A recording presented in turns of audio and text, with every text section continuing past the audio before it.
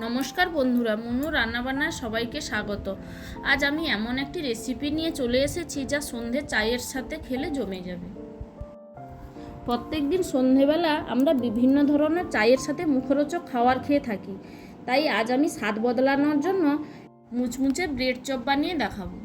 Bread chop বানানোর জন্য প্রথমে প্লেটে আমি আদা, রসুন, ধনেপাতা, পেঁয়াজ, বাঁধাকপি কুচি নিয়ে নিয়েছি। আগে থেকে সেদ্ধ করে রাখা আলু, ডিমকে গ্রেটারের সাহায্যে আমি গ্রেট করে নেব ভালো করে।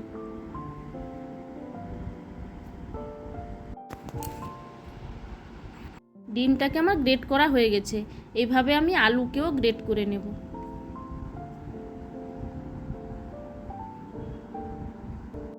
ব্রেড চপের ভাজা মশলা বানানোর জন্য আমি একটি প্লেটে শুকনো লঙ্কা, গোলমরিচ, তেজপাতা, জায়ফল, জয়িত্রী, ধনে, জিরে, মৌরি ও দারুচিনি নিয়ে নিয়েছি।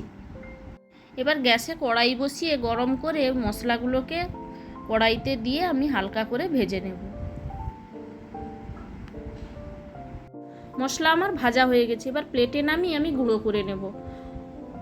কড়াইতে তেল গরম করে কুচনো বাঁধাকপিগুলোকে দিয়ে আমি কিছুক্ষণের জন্য ভালো করে ভেজে নেব।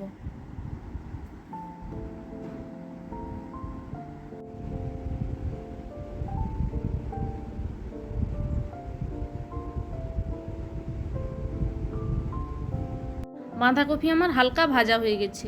এবার তার উপরে আমি পেঁয়াজ কুচি, কাঁচা লঙ্কা কুচি দিয়ে আবারও আমি কিছুক্ষণের জন্য ভেজে নেব।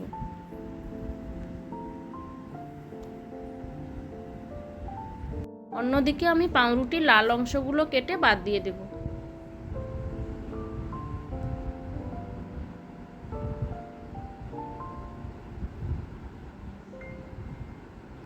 পেঁয়াজ আমার লাল লাল করে ভাজা হয়ে গেছে। তার উপরে আমি গ্রেট করে রাখা আদা, রসুন দিয়ে 2-1 মিনিটের জন্য ভেজে নেব। গ্রেট করে রাখা আলু, ডিম দিয়ে ভালো করে আমি নেড়ে নেব।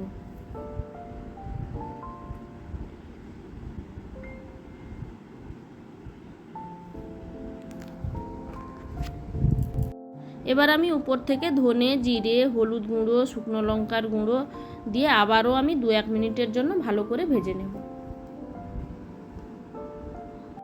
আমি এখানে স্বাদ আনার জন্য অল্প একটু চিনি দিলাম, আপনারা চাইলে নাও দিতে পারেন।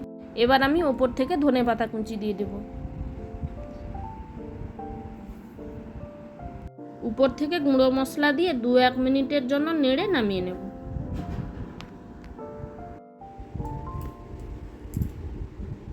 ব্রেড চপ বানানোর জন্য আমার পুরগুলি পুরোপুরি রেডি হয়ে গেছে।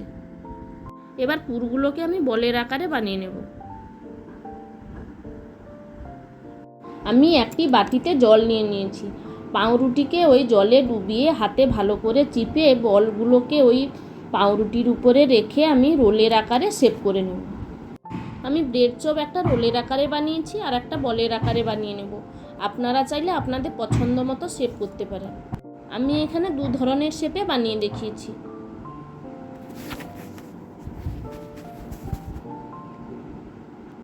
এইভাবেই আমি সবগুলোকে বানিয়ে নেব।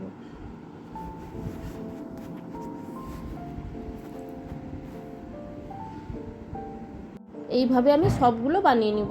এবার কড়াইতে তেল গরম করতে দিয়ে ব্রেডগুলোকে ব্রেড গামসে ভালো করে আমি কোট করে নেব।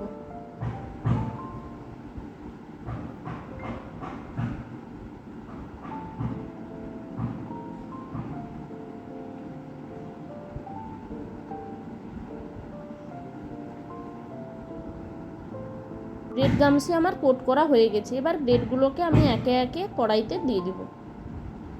এটা আমার হয়ে গেছে। এবার অপর সাইডটাও এইভাবে উল্টে দেব। ব্রেড চপ আমার পুরোপুরি রেডি। এবার আমি একটি প্লেটে সবগুলো তুলে নেব। রেসিপিটি ভালো লাগলে লাইক, শেয়ার, কমেন্ট, সাবস্ক্রাইব করতে ভুলবেন না। ধন্যবাদ।